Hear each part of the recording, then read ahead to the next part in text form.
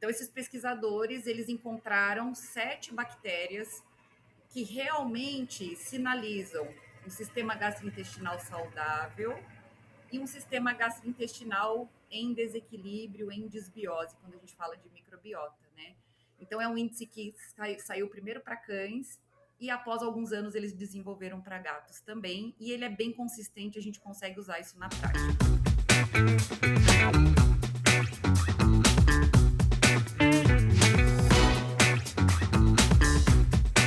Analisando os dados do canal, percebemos que cerca de 86% de vocês que assistem aos nossos episódios com frequência ainda não estão inscritos. A sua inscrição é muito importante. Ela ajuda o canal a crescer e permite que a gente continue produzindo episódios cada vez mais relevantes e interessantes para você. Então, se você gosta do nosso conteúdo, inscreva-se agora no canal. Isso faz uma grande diferença para o nosso trabalho. Muito obrigado pelo apoio e um ótimo episódio. Oi, pessoal, bem-vindos a mais um episódio do Pet Food Podcast. E hoje a gente tem uma presença ilustre da professora Nanda. Obrigada, professora, por ter aceitado o nosso convite e vir conversar com a gente um pouquinho hoje. Oi, pessoal, eu que agradeço, Stephanie, é uma alegria conversar com vocês. A professora Nanda, ela é zootecnista, formada pela Unesp por Ilha Solteira. Ela também tem mestrado e doutorado em nutrição animal pela UFPR, a Federal do Paraná. É professora associada em nutrição animal do Departamento de Zootecnia pela UFPR e também coordena o Laboratório de Estudos em Nutrição Canina na UFPR. E hoje, então, a gente vai conversar sobre um tópico que a professora tem abordado bastante, né? Saúde intestinal, uso de prebiótico, probiótico. Então, hoje o nosso objetivo aqui é dar uma desmistificada, explicar um pouquinho sobre essa questão da saúde, do intestino, né? Desbiose, microbiota, esses termos todos que vêm sendo muito falados. Então, professora, para a gente começar, quando a gente conversa, né, a gente fala sobre saúde intestinal em cães e gatos, do ponto de vista científico, o que quer dizer essa funcionalidade intestinal? Como que ela funciona? É uma ótima pergunta para a gente começar a conversar, porque você falou 2 termos que às vezes a gente confunde um pouco os conceitos e vai ser legal para a gente conversar, né? Então, a gente tem o termo saúde intestinal, que é o que a gente mais escuta, o que a gente mais fala, mas principalmente quando a gente fala dentro do conceito de pesquisa, dentro do contexto acadêmico, o termo funcionalidade intestinal ou funcionalidade gastrointestinal, se eu quiser abordar todo o sistema gastrointestinal, ele geralmente é preferível do que saúde intestinal. O que acontece? O que teria diferente entre saúde intestinal e funcionalidade intestinal? Saúde intestinal é um termo mais amplo e ele vai indicar a ausência de doença. E muitas vezes, quando a gente está falando de pesquisas que avaliar o efeito de fibra, de prebiótico não, em animais saudáveis, não necessariamente a gente vai ter um contexto de doença ali. E por isso é mais direto, mais claro, se a gente trabalhar com funcionalidade intestinal. Então, a funcionalidade intestinal seria o quê? Realmente eu conseguir avaliar funções do sistema gastrointestinal. Então, não necessariamente ele está doente ou ele está saudável, mas eu consigo pontualmente avaliar variáveis relacionadas às funções.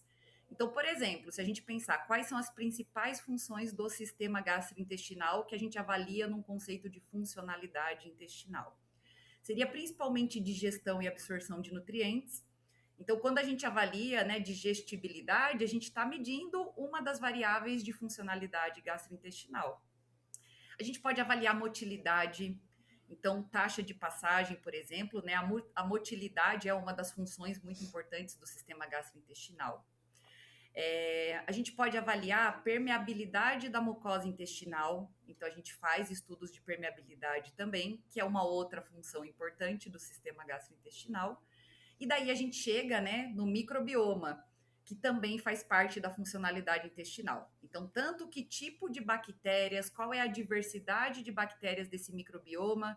A gente sabe que microbioma não se refere só a bactérias, mas elas seriam as protagonistas ali, né, do microbioma intestinal. Então, seriam as bactérias, a diversidade delas e também os metabólitos de fermentação dessas bactérias. Então, você entende que seria funcionalidade intestinal, eu consigo medir variáveis de função que são mais diretas, isso num conceito de pesquisa. Mas muito importante deixar de recado, né? Você é médico veterinário, você é zootecnista, não precisa usar esse termo com os responsáveis pelos cães e gatos. Então, é um conceito mais aplicado à pesquisa também, né? Pode continuar falando de saúde intestinal, que está tudo bem. Perfeito, professora. E nesse contexto, existe uma microbiota ideal? Ou microbioma ideal? Ai, difícil essa pergunta. E daí, eu acho que é legal a gente pensar no seguinte, né? Quando a gente fala de microbiota, microbioma, é bem isso, né? Um ecossistema que engloba, né, tanto as bactérias e outros micro-organismos, os metabólitos e o local que elas estão. Então, as bactérias e o que elas estão fazendo ali. É legal a gente fazer uma associação com sociedade. Então, eu, Ananda, você, Stephanie, se a gente tivesse sozinhas, a gente não ia estar construindo essa conversa legal agora. E se as pessoas não estivessem escutando e levando isso adiante, ou questionando o que a gente está falando, ia ficar muito pobre, né? Então, o conceito de microbioma ideal seria o quê? Diversidade. Então, a gente ter vários tipos de micro-organismos diferentes dentro de um equilíbrio ali, né? Então, quando tem um processo de desbiose, de desequilíbrio, isso vai causar uma alteração muito importante nas funções dessas bactérias e propiciar crescimento de bactérias oportunistas ali, que podem ter um potencial patogênico. Então, pensando nisso, o ideal não são uma ou duas bactérias X ou chave, é ter diversidade ali. Esse geralmente é o contexto mais importante. Professor, existe grandes diferenças, assim, quando a gente classifica esse microbioma de cães e de gatos? A gente consegue observar, assim, existe algo muito específico? Tem algumas diferenças, né? Então, o cão, até pelo perfil nutricional da dieta, por toda a trajetória evolutiva dele, geralmente é comum a gente observar uma microbiota mais diversa, né? Então, a gente tem várias espécies e gêneros mais sacarolíticos, mas também tem vários proteolíticos muito importantes. Agora, o gato, por ele ter evolutivamente, né, essa dieta mais rica em proteína e gordura, com menos fibra vegetal, geralmente é mais característico um perfil mais proteolítico. Mas lembrando que, assim, tanto cães quanto gatos têm as mesmas espécies, os mesmos gêneros ou compartilham da grande maioria deles. Pode mudar um pouco o perfil só dessas bactérias. O Pet Food Podcast só é possível através de empresas inovadoras e que apoiam a educação continuada na nutrição de pets. Bionatural Prime, nutrição que vem da natureza. Biorigem, sua parceira estratégica em ingredientes naturais derivados de levedura para palatabilidade. Grupo BR Render. Fazemos juntos o produto para atender você, cliente. Mas essa mudança não quer dizer também que é ruim, né? Exatamente. Muda um pouquinho aqui, muda um pouquinho ali. Eu acho que é isso que a gente está caminhando na pesquisa, né? Porque a gente vê leves mudanças, mas o que isso quer dizer? Isso que você falou agora é uma coisa muito importante, porque assim, a gente falou, né, que o conceito, quando a gente fala de funcionalidade intestinal e de microbiota intestinal, é não apenas saber quais são as bactérias, mas o que elas estão fazendo. Uhum. Então, por exemplo, né, a gente tem uma coisa que evolutivamente foi muito importante para todas as espécies, que se chama redundância funcional da microbiota. Então, a gente tem várias espécies produtoras de ácidos graxos de cadeia curta, várias espécies produtoras de aminas biogênicas. Por quê? Em situações que tem a redução de algumas bactérias e aumento de outras, o intestino não pode ficar sem alguém produzir butirato. O butirato é muito importante para controle de inflamação no intestino, para absorção de água, para maturação, né, e divisão celular ali dos colonócitos no cólon. Então, a redundância funcional é uma coisa muito importante. Então, o que acontece? Essas funções são tão importantes, produzir serotonina, butirato, propionato, aminas biogênicas, que diminui algumas bactérias, mas tem outras que também conseguem fazer essa função.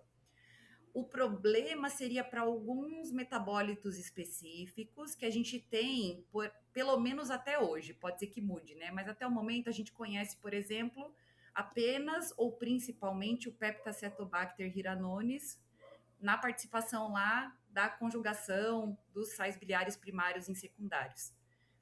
Então, aí começa a ficar perigoso. Quando a gente tem apenas uma ou poucas espécies com uma função tão importante como essa, aí sim a gente se preocupa mais e por isso que ele, inclusive, é um biomarcador lá da funcionalidade intestinal.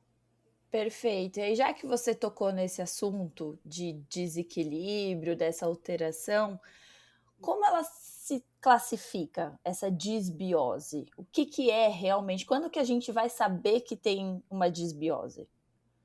Ah, muito importante essa pergunta. Então, isso é muito legal, né? E é um crédito muito importante que a gente tem que dar para os pesquisadores da Universidade Texas A&M. Então, lá, coordenado pelo professor Jan Suchodolski, porque em 2017 eles publicaram um artigo que eles desenvolveram um índice de disbiose, mas foi um índice muito bem desenvolvido. Então, é um estudo que demorou bastante tempo, que levou em consideração dezenas de cães saudáveis e dezenas de cães com distúrbios gastrointestinais crônicos. E eles conseguiram realmente chegar numa base analítica para a gente conseguir ter um biomarcador consistente de disbiose.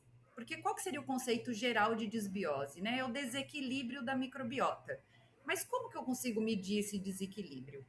Então, esses pesquisadores, eles encontraram 7 bactérias que realmente sinalizam um sistema gastrointestinal saudável e um sistema gastrointestinal em desequilíbrio, em desbiose, quando a gente fala de microbiota, né? Então, é um índice que saiu primeiro para cães e após alguns anos eles desenvolveram para gatos também, e ele é bem consistente, a gente consegue usar isso na prática. Há quase 40 anos, o grupo BR Render atua no setor de subproduto animal para gerar valor para você, nosso cliente. Nossa missão é fortalecer toda a cadeia produtiva, entregando produtos de qualidade comprovada que geram produtividade, sustentabilidade e resultados consistentes. Seja em nutrição animal, energia renovável ou soluções ambientais, estamos sempre ao seu lado. Conte com a gente. Perfeito, professora. E na prática clínica você vê as pessoas usando? Eles têm enviado? Como é que tem funcionado? Principalmente em outros países que isso está mais consolidado, que é mais prático de ser feito. Então, nos Estados Unidos, isso funciona bastante na prática clínica. O laboratório do professor Jan Suchodolski recebe muitas amostras de pacientes de diferentes hospitais veterinários dos Estados Unidos e de outras partes do mundo também, né? E aqui no Brasil, isso vem desenvolvendo nos últimos anos. Então, graças ao laboratório Stonewall, da Patrícia, do Fábio, eles conseguem agora também analisar as 7 bactérias que compõem o índice de disbiose, e isso está sendo mais difundido aqui no Brasil, porque eu entendo que muitos clínicos que trabalham com distúrbios gastrointestinais, nem todos tinham esse conhecimento, mas cada vez mais isso vem sendo difundido e eu sei que eles estão fazendo um trabalho bem legal. Então, é uma ferramenta de diagnóstico importante, mas não só para auxiliar no diagnóstico do clínico, mas principalmente para acompanhar o tratamento e a evolução desse animal. E puxando um pouquinho, né, é um assunto um pouco polêmico, mas as pessoas têm usado bastante, e eu acho que é importante, né, para transplante fecal, né, porque se não tiver essa classificação, a gente não sabe como o doador está, né, então ele não está saudável, a gente não tem ideia. Com certeza. Então, assim, né, eu não sou veterinária, não trabalho com clínica para auxiliar, comentar isso da melhor forma. Eu sei que o Dr. Fábio seria uma das melhores pessoas para comentar isso, mas com certeza, uma dica que eu dou, na verdade, um recado muito importante principalmente os veterinários clínicos, de modo algum devem iniciar um protocolo de transplante fecal sem avaliar o perfil de microbiota, né, do doador, como você comentou. É muito perigoso você pegar um doador, não fazer o copro parasitológico e não fazer as 7 bactérias do índice de disbiose e fazer o transplante fecal, né? Principalmente considerando que vai ser um animal que, se ele está precisando receber o transplante fecal, ele está com uma sensibilidade, ele deve estar com disbiose, né? Então, você pode agravar muito a doença dele. Com certeza, isso Perfeito. é Mas, uma assim, mensagem. né? Não, essa é uma mensagem que eu acho que, assim, é primordial, né. Eu acho que hoje se fala bastante, tem muitas palestras sobre transplante fecal, mas eu confesso que eu ainda tenho o pezinho um pouco atrás, porque eu acho que a gente precisa de segurança. Com certeza. E assim, agora que foi publicado recentemente um protocolo de consenso, né, do transplante fecal, acho que isso ajuda bastante, porque foi realmente publicado por pessoas e profissionais muito capacitados nessa área, né? Então já é uma ferramenta, um tipo de publicação que quem quiser começar a fazer ou estudar precisa ler, né? Mas parece ser bem promissor. Parece Sim. ser bem promissor.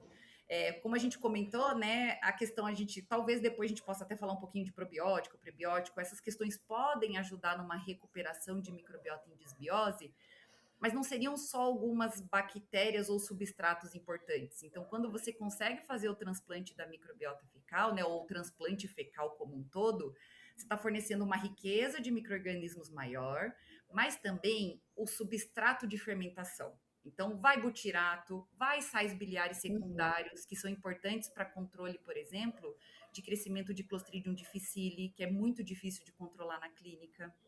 Então, é uma coisa que é quase que insubstituível. É difícil você ter uma outra ferramenta que seja tão completa quanto as fezes de um doador saudável. Sim, sim. Isso é realmente é algo bem promissor, mas com cuidado. Com certeza. E só para a gente entender um pouquinho mais sobre, essas técnicas, professora, a gente vê muito na pesquisa sobre o sequenciamento. Qual que é a diferença, né? Antes a gente tinha cultura, aí veio o sequenciamento, agora a gente já tem o qPCR, que faz o índice de desbiose. Quais são essas diferenças?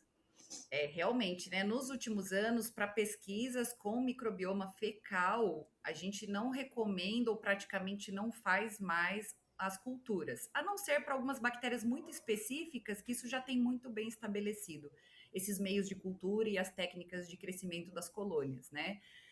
É muito difícil, de modo geral, a gente isolar apenas uma bactéria num meio de cultura, porque são tantas, são milhares de espécies, então vai acabar crescendo outras coisas também, né? Então, o sequenciamento do gene 16S, lá do RNA ribossômico, ele seria uma técnica muito interessante para a gente ver o perfil de microbiota de uma amostra, porque é como se ele pegasse a impressão digital de cada bactéria. Então, nós temos uma impressão digital única, as bactérias têm uma partezinha do RNA delas, que é nessa região específica ribossômica lá do 16S, né? Que é a impressão digital. Aquele pedacinho é diferente e único para cada bactéria. Então a gente consegue sequenciar só aquele pedacinho pelo 16S. Existem outras técnicas de sequenciamento, como o shotgun, por exemplo, que consegue fazer um sequenciamento de tudo, mas são técnicas que daí começam a ficar muito caras para serem feitas. Então, isso de pegar e sequenciar só um pedaço ajuda bastante. Só que tem vantagens e desvantagens. Então, uma vantagem do sequenciamento é que eu consigo sequenciar praticamente todas as bactérias que estão ali. Daí, lembrando que esse sequenciamento realmente é específico para bactéria. Existe para vírus, existe para levedura, existe para fungo. Daí, sequenciando outras partes do DNA ou RNA, né? Desses organismos.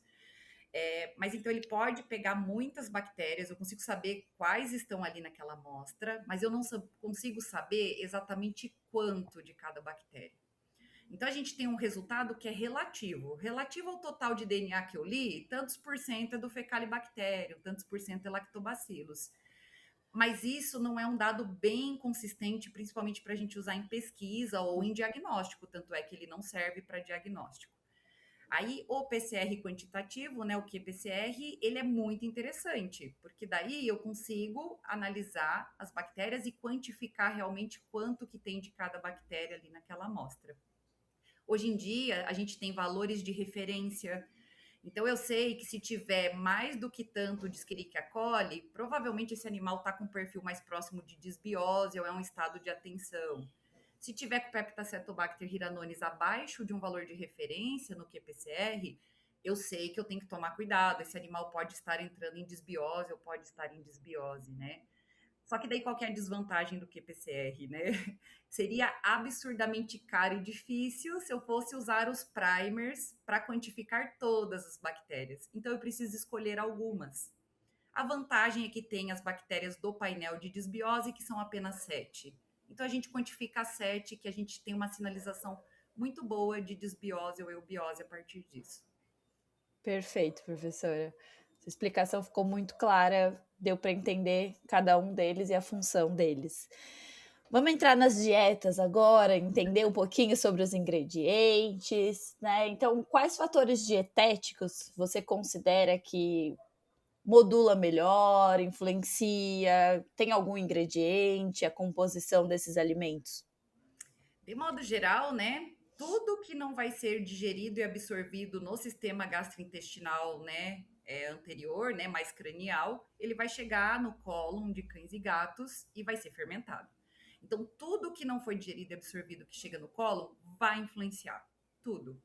A diferença é que tem alguns que influenciam mais em modulação e outros têm um papel um pouco menor em modulação. Então, o que a gente tem muito consistente nas pesquisas, né? Proteína não digerida, aminoácidos que chegam no cólon e fibras solúveis seriam os de maior potencial de modulação da microbiota.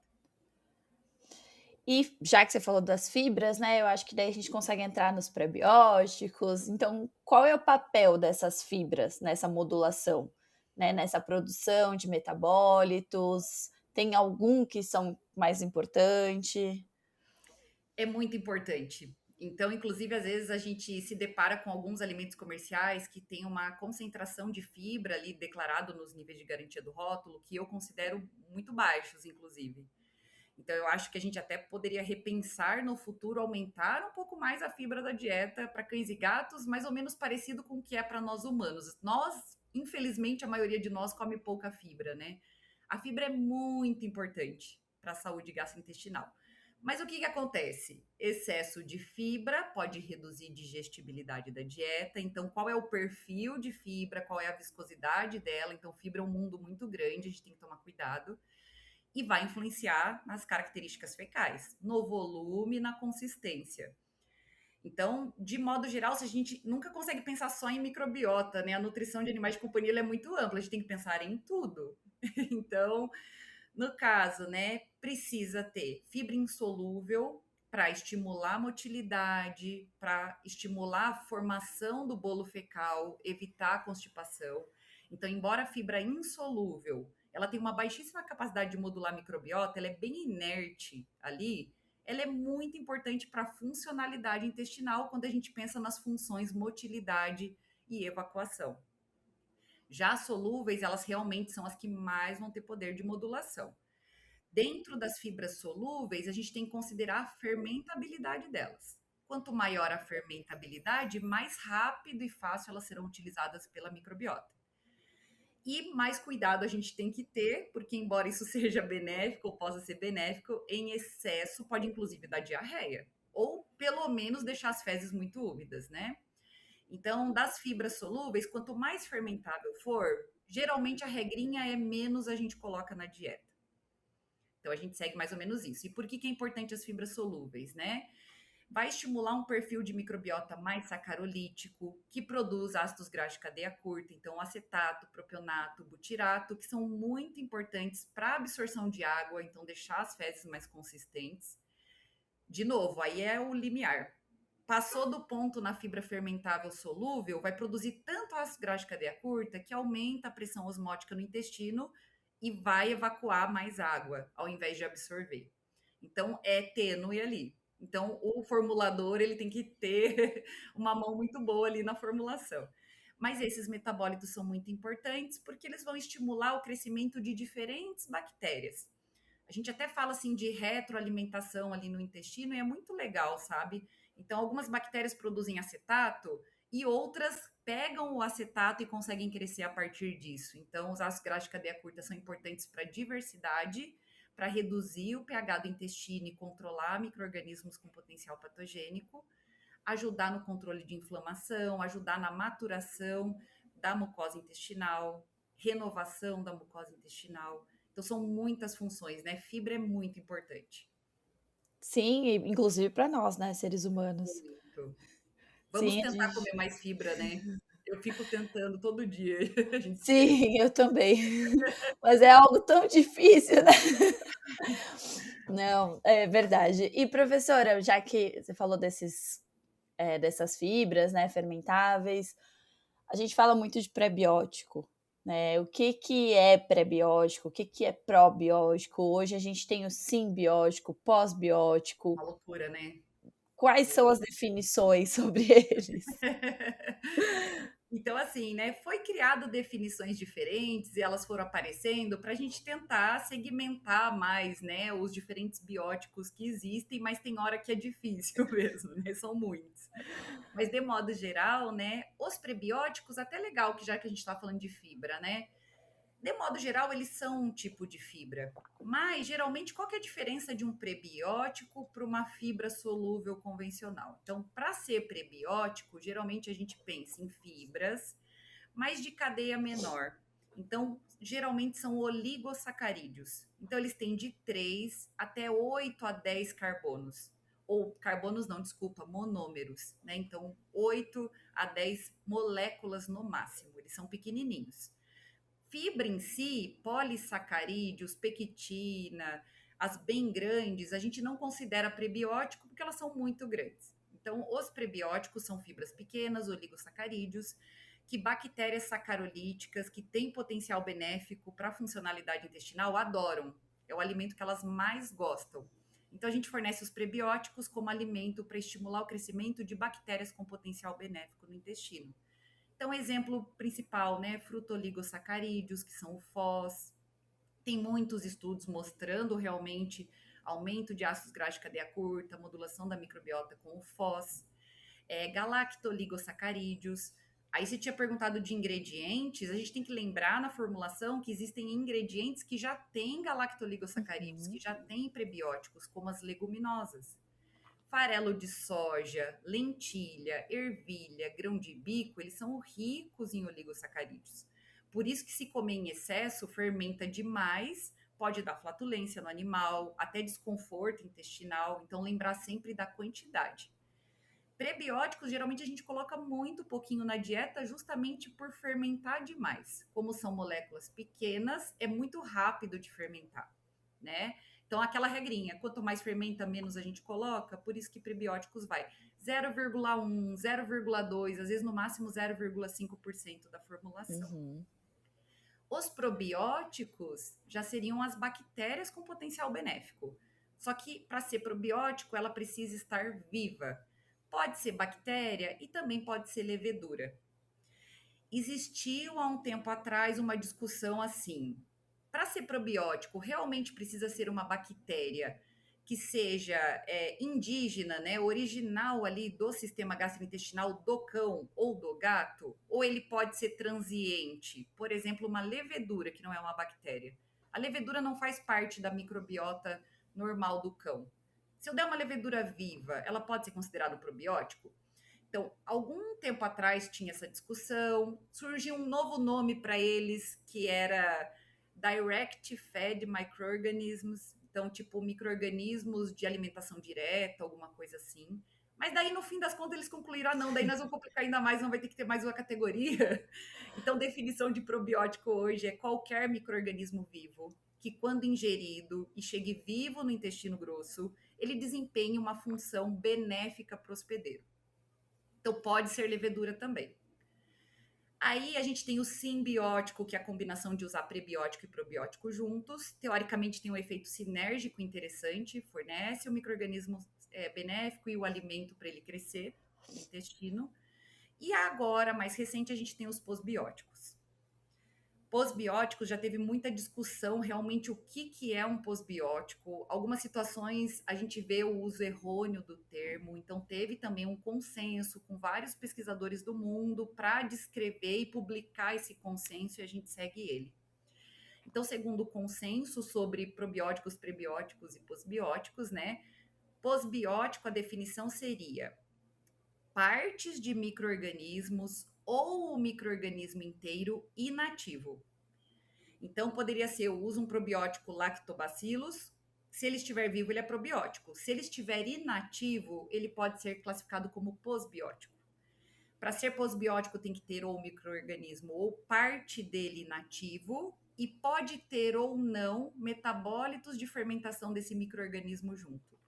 Então, o butirato sozinho, se eu colocar, ele é posbiótico? Não. Então, para ser posbiótico, a beta-glucana, se eu colocar só ela, tem essa discussão. Talvez seja porque ela é uma parte inativa de um micro-organismo, né? Mas lembrando que só o metabólito de fermentação nunca vai ser posbiótico, ele sozinho, tá? Perfeito.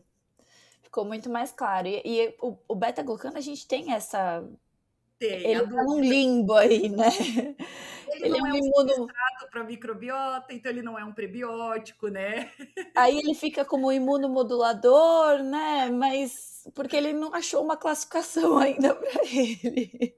Olha, na minha opinião, ele está mais para um posbiótico do que para um prebiótico, porque ele não é um substrato, ele é uma parte do micro-organismo inativo. Mas, assim, não tem consenso mesmo, ele está Não, exatamente o que você falou. ele tá no limbo ali. Mas um dia a gente classifica ele. Mas a gente tem bastante efeito dele, né? Mais na imunologia, né? Realmente ele não fermenta, ele não tem uma resposta na microbiota, ele não produz ácidos graxos, né? Ele tá ali. Mas tem um efeito benéfico para o hospedeiro, né? E daí é isso aí.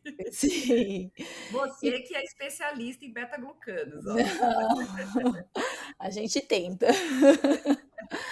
E, professora, como que a gente escolhe, né? Você comentou que tem o FOS, que tem o GOS, a gente sabe que tem a parede celular de levedura. Como que eu escolho um pré-biótico? Então, acho que o importante é assim, ó, a taxa de fermentação é importante. Então, Foz, Gós, eles têm uma taxa de fermentação parecida, né?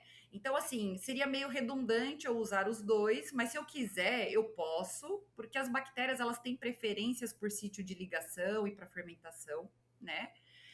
Os estudos, eles não mostram de modo muito claro se eles realmente teriam uma capacidade diferente de modulação. Ah, o GOS vai modular tais bactérias, o FOS vai modular tais. Então, ali também está meio nebuloso. Mas, de modo geral, eles atuam parecido.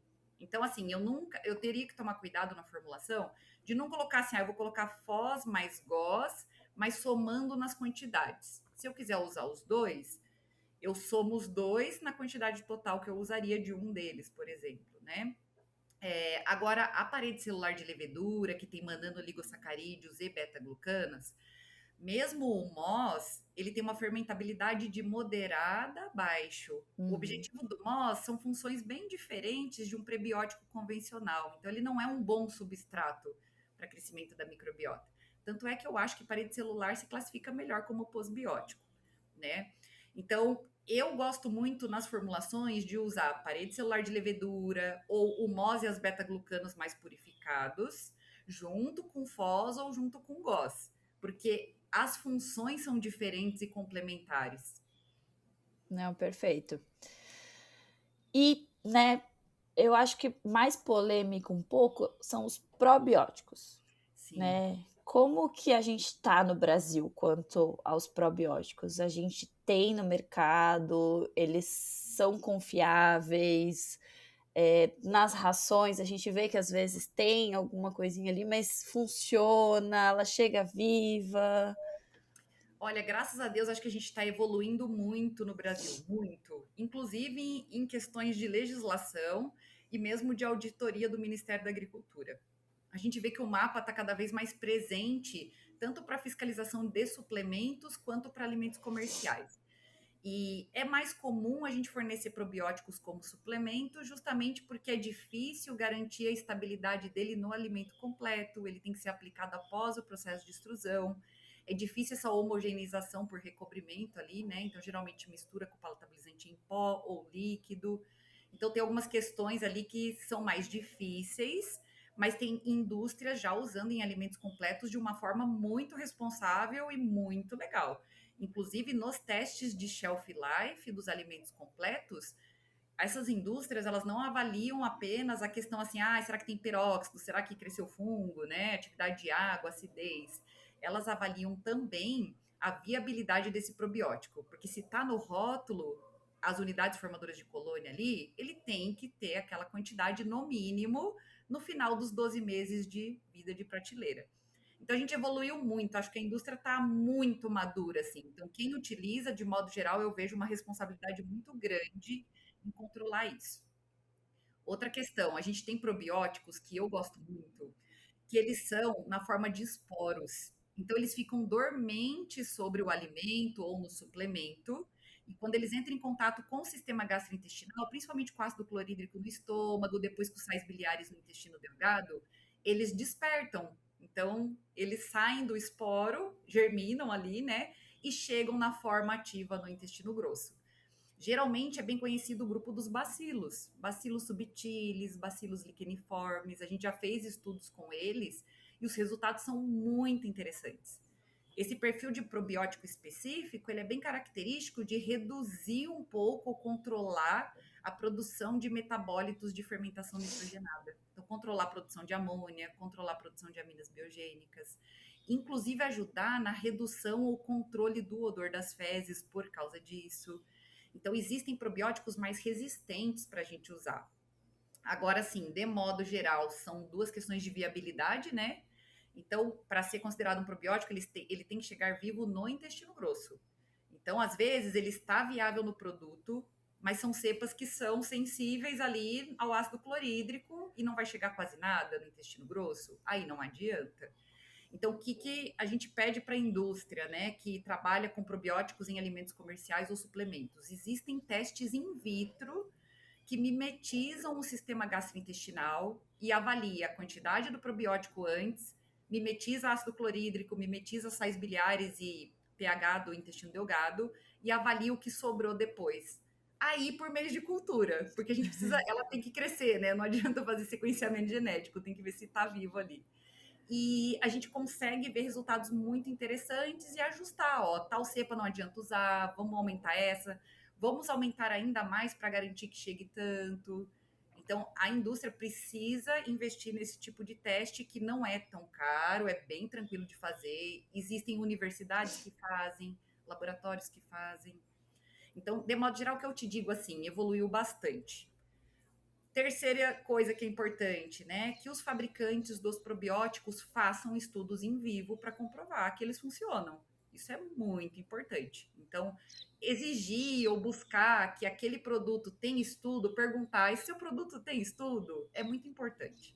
Sim, com certeza. A gente tem visto, né? Você comentou sobre o Bacillus, bastante produto, né, mais recente sobre o Saccharomyces boulardii, né? Sim, Eu acho que ele é algo curioso, que a gente ainda está aprendendo, mas muitas empresas estão investindo nele.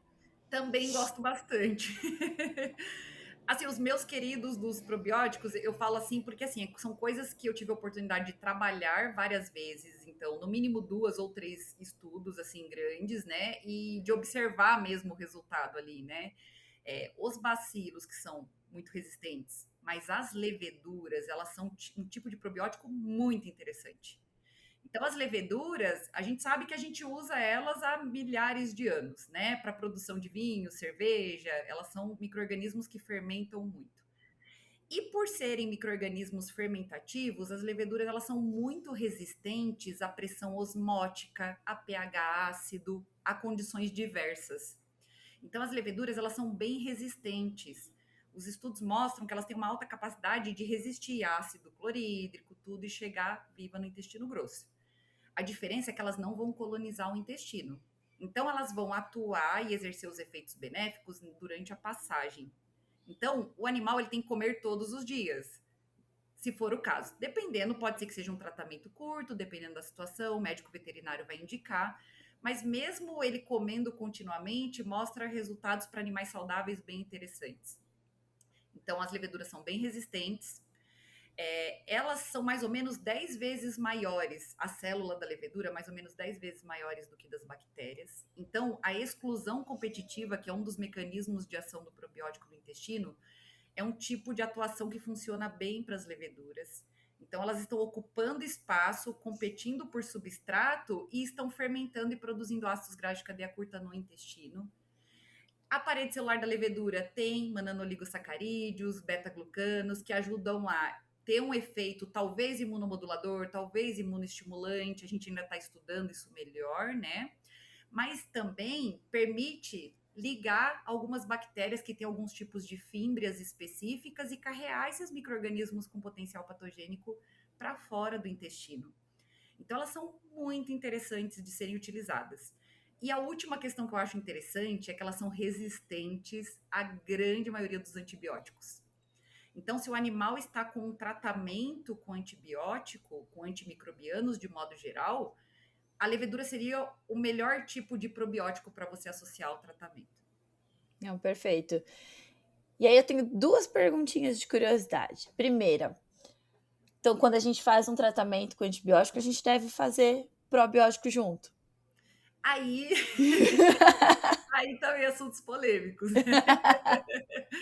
Eu acho que, principalmente nessa situação que é tão importante, que é a situação mais indicada de todas, a gente não tem estudo suficiente para dizer. Então, o que eu digo assim, ó, se a gente for fazer, porque assim, se o animal está tomando antibiótico, e a gente sabe, isso é bem consistente, né? A maioria dos antimicrobianos, mas principalmente o metronidazol, que é muito conhecido, a maioria vai causar desbiose, né? Os que são recebidos por via oral ali. E isso é muito grave. A gente falou de desbiose, tananã, mas o que a gente não comentou é que a partir do momento que a microbiota entra no desequilíbrio e se caracteriza como desbiose, a recuperação é muito difícil e é muito lenta. Às vezes são muitos meses, talvez anos, para se recuperar. Se a gente não analisar, a gente vai ver que as fezes vão ficar mais consistentes. Então, se dá o antibiótico, as fezes ficam mais consistentes e parece assim, meu Deus, é maravilhoso, né? Mas a gente não sabe o que está acontecendo ali. Então, o que é bem comum acontecer com o uso de antibióticos, né? Então, sim, as fezes ficam mais consistentes, né? Você tem o controle ali do que precisa ser controlado, mas é comum esse animal, depois de alguns meses, alguns dias, ter diarreia de novo. E daí a gente fala assim, nossa, que estranho, por que será? Será que ele comeu alguma coisa? É porque a microbiota está em desequilíbrio ali e demora para recuperar. O que a gente não tem de conhecimento suficiente, ao meu ver, é se realmente o uso de probióticos junto com o antibiótico vai ter um efeito de reduzir essa desbiose causada pelo antibiótico ou fazer com que essa microbiota se recupere mais rápido.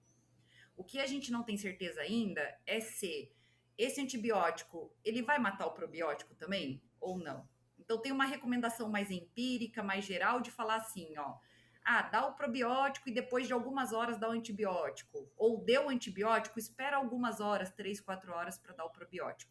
Pode ajudar, porque tem o tempo de trânsito ali, né? Mas a gente não tem dados científicos para comprovar que realmente funciona, né? Mas ao meu ver, se eu fosse fornecer junto, pode ter potencial de ajudar sim.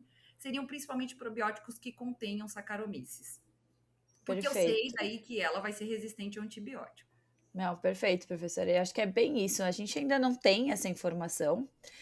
Eu li uma vez um artigo que ele é bem grande, ele é em humanos, mas ele tem um monte de remédio, um monte de fármaco que eles dizem se faz efeito ou não com a microbiota. Que interessante. Então, assim, eles veem que lá, por exemplo, vermífugo não causou alteração na microbiota, entendeu? Então, eles usaram muitos remédios, é uma tabela bem grande, dizendo se foi mais eficaz ou não. Então, eu acho que é muito interessante da gente sempre estar com esse alerta, né? Mas, de forma geral, os antibióticos, eles são problemáticos, né? E daí, com certeza, o médico veterinário, o que a gente pede é que ele seja muito criterioso, com certeza absoluta, tem situações clínicas que precisa, é a indicação, né? Mas que o médico veterinário seja bem criterioso se realmente precisa.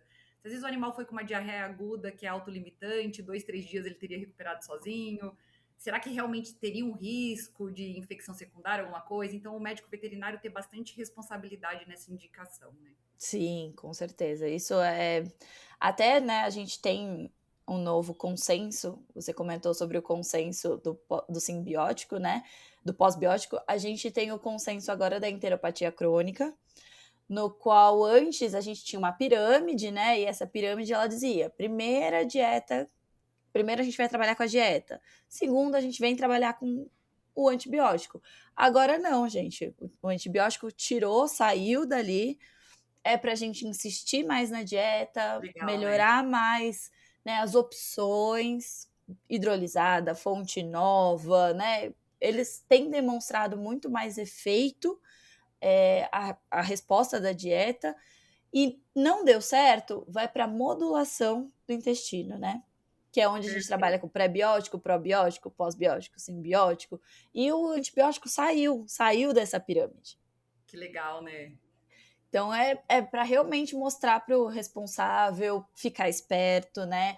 O veterinário, o zootecnista, para dizer assim: não, temos limites, não vamos usar antibiótico sem saber, porque é aquele desespero, né? A gente sabe que se usar o Nossa. antibiótico, às vezes vai funcionar imediatamente, vai, mas e a longo prazo, né? Perfeito. E assim, o que você falou, você tocou num ponto muito importante, a conversa com o responsável.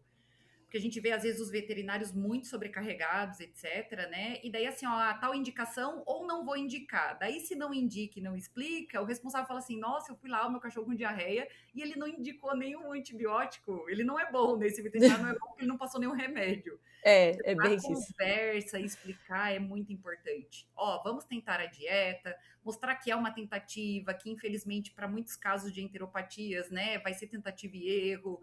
A conversa é muito importante. Mostrar assim, ó, o antibiótico pode fazer mais mal do que bem nessa situação, vamos tentar. Mas a conversa é muito importante. Franca, né? Honesta, aberta, dizer cada etapa, quanto tempo vai durar, às vezes até fazer um esquema, né? Porque eles precisam visualizar. E frustra, né? Porque passa ali, toda a dieta é cara, tananana, cria expectativa e às vezes não funciona uma primeira. Mas então deixar claro, ó, a gente vai tentar, pode não funcionar, como você falou, vamos tentar por tal tempo. No começo vai ser difícil, mas vamos ficar firme. Pode ser que precise trocar. É perfeito, é isso mesmo, né? É É muito justamente importante isso. para dar certo o tratamento, né? E, professora, voltando à minha segunda pergunta, era quanto ao probiótico, a gente tem bastante, né, opção, mas quando que eu sei que está na quantidade certa? Existe já algum artigo que vai dizer pra gente, olha, o mínimo é esse, o máximo é esse? Quais são as melhores cepas? Então, assim, ó, Por onde eu me demora, direciono? Porque a gente fica perdido. fica, tem muito produto, né, no mercado, né? Então, assim, ó, um estudo em humanos, uma meta-análise que considerou muitos artigos, e daí eu acho muito interessante, né? Porque há muitos anos atrás, lá, sei lá, início de 1910, o cão era um modelo a ser estudado para os humanos. Agora parece que os humanos são um modelo para os cães e gatos, porque a gente não tem cães, a gente pega dos humanos. Essa meta-análise, ela avaliou vários tipos de probióticos, né? E ela identificou que quanto mais cepas, melhor. Só que isso, muito importante de deixar claro, é um estudo, uma meta-análise muito bem feita, mas para humanos. Então, nesse estudo, mais cepas foi mais eficiente na recuperação da diarreia em humanos do que, por exemplo, eu comprar um probiótico que é uma cepa só. Mas isso, lembrando, em humanos, mas é um indício que talvez seja interessante a gente pesquisar mais isso, né? Será que eu uso uma cepa ou uso duas, três ou mais, né? Então, isso a gente não sabe ainda para cães e gatos, mas tem esse indício para humanos. Agora, em relação à concentração, unidades formadoras de colônia, pela minha experiência, a maioria dos probióticos comerciais tem concentrações que são as mesmas indicadas pela literatura. Até porque, para eles fazerem as alegações funcionais, né, o mapa, se precisa de comprovação do mapa, ou por estudo próprio ou por literatura. Então, eles têm que usar as mesmas concentrações. Mas, de novo, uma dificuldade é que a gente não pode ter certeza se realmente está viável e está vivo naquela concentração de unidades formadoras de colônia ali do rótulo, né? Então, de novo, o que, que eu acho? Os médicos veterinários ou tecnistas, os profissionais que forem utilizar isso na clínica, pedir para as empresas estudos. Vocês têm estudo com o seu produto para ver resultados, né? Porque as grandes empresas investem, fazem, aí você tem mais segurança.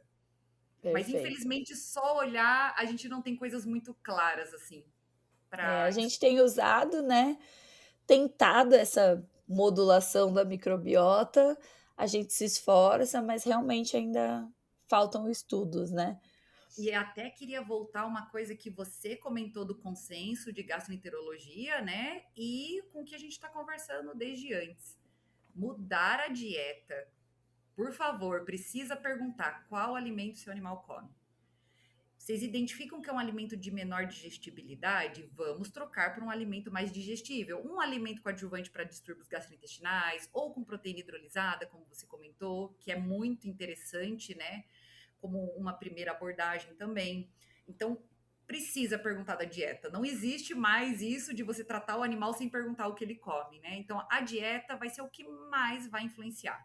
Os prebióticos, os probióticos, eles podem ajudar, mas o efeito deles, pelo menos o que a gente sabe até hoje, geralmente vai ser menor do que o efeito da dieta em si. E até aproveitando, tomar um pouco de cuidado com suplementação do prebiótico. Então, o probiótico tranquilo, mas o prebiótico, claro, a gente sempre vai seguir a recomendação do fabricante, mas às vezes se na dieta já tem bastante fibra fermentável, você pode estar adicionando ainda mais, né? Sim. Então, olhar certinho, usar com critério, estudar, perguntar para o fabricante, pedir mais informações é importante. Com certeza. E até nesse consenso, ele diz que a gente deve tentar pelo menos 3 dietas. Olha só, né? Eu acho isso muito difícil, né? Na prática, convencer o responsável a tentar mudar uma dieta, mudar de novo e mudar de novo, É difícil. é um pouco difícil, mas a gente tem visto que só uma opção às vezes não é suficiente. Perfeito. E tem tipos de intolerâncias alimentares que é muito difícil de diagnosticar e que mesmo nós que trabalhamos há muitos anos com pesquisa, com nutrição, estudamos bastante, a gente não tem todas as respostas mesmo, né? Por que ele foi intolerante a uma dieta e a outra, que é tão boa quanto, tão digestível quanto, ele se deu super bem? Às vezes a gente não consegue explicar, né? Justamente.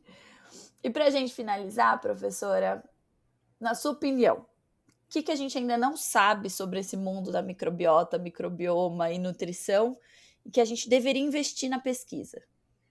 A gente mais não sabe do que sabe, na verdade, né? Então é muita coisa, né? Mas o que eu acredito, assim, a busca por mais biomarcadores de funcionalidade intestinal é importante por questões de tempo e dinheiro de análise também. Então, ter ferramentas para a gente ver respostas mais rápidas, né, é importante. Então, conhecer as 7 bactérias que compõem o índice de desbiose, o próprio índice, é muito importante, mas se a gente puder estudar outras coisas e ter isso é muito importante também. E eu volto muito para a dieta de novo. Acho que o que a gente não sabe? A gente não sabe qual perfil nutricional de dieta vai funcionar mais ou menos com os probióticos e com os prebióticos. Que a gente vê aqui que a gente testa perfis nutricionais de dieta diferentes e às vezes a gente tem uma resposta para o mesmo probiótico muito mais expressiva. E com outra dieta foi menos expressiva. Então, será que só a dieta sozinha já está tendo um efeito de modulação que supera muito do probiótico? Ele não teria necessidade, ele não vai ter efeitos adicionais? Então, tem coisas que a gente não tem respostas ainda. A gente tem muita coisa para estudar, Stephanie. Com certeza. E é a nossa função, né? Exatamente. Professora, obrigada. Se você puder deixar uma mensagem final para os nossos ouvintes, que são veterinários, zootecnistas, clínicos, responsáveis, estudantes, fique à vontade. E foi um prazer ter você aqui com a gente. Eu que agradeço. O prazer é todo meu. E eu vou ser repetitiva. A minha mensagem é dieta. Então, às vezes a gente fica ali, será que foi o probiótico? Será que foi o prebiótico? Será que foi esse negocinho? Dieta, né? Alta digestibilidade da proteína. Isso a gente vê de modo muito consistente o quanto influencia em perfil de desbiose ou melhora da eubiose. Então, digestibilidade da proteína, perfil de fibra solúvel, insolúvel, é dieta macro, né? Se preocupem bastante com a dieta. O restante pode auxiliar, pode contribuir. Mas se você está fornecendo uma dieta de baixa digestibilidade junto com o probiótico, ele não vai fazer milagre. Acho que essa é a mensagem principal. Com certeza. Obrigado, pessoal. Obrigada mais uma vez por toda a contribuição, professora. E a gente se vê no próximo episódio. Obrigada, Tchau, gente. Tchau.